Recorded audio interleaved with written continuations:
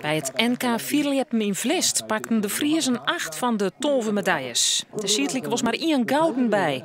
Voor Klaske Nauta van Driels. Een verslag van Freek Wijma. Klaske Nauta liept haar beste wedstrijd uit haar carrière.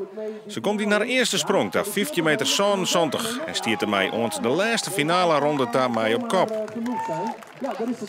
De concurrentie komt net van topfavorieten Dimfie van Rooyen en Marit van der Wal, maar van kersvers Friesk kampioene Hiske Galema.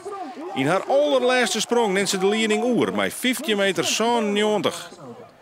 Maar ik Klaske Nauta mij nog een keer. En zij had het beste voor het laatst bewaren.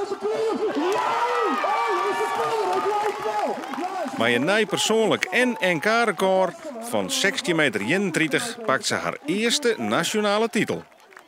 Ja, fantastisch. Echt, ik heb er geen woorden van. Het is echt machtig om het zo te sluiten. Maar een Nederlandse titel, een PR, wat wie het kampioenschapsrecord. Ja, super. In alle orencategorieën gaat het goud naar Holland. Gerwin Kastelein wint bij de jongens met een PR van centimeter Santjen voor jarig Wienstra. Grote favoriet bij de junioren is nationaal recordhouder Erwin Timmerarens. Hij pakt met oermacht de titel met 19 meter 79 voor Bobby Zwaagman. Van de 4 finalisten bij de senioren komen er 4 uit Friesland.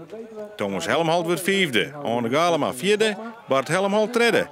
En het zilver is voor Tewes Hopma uit Haas. Hij wordt de enige Fries boven de 20 meter 10. Maar de nationale titel gaat naar Jacco de Groot uit Woerden. Hij wint met 20 meter 24.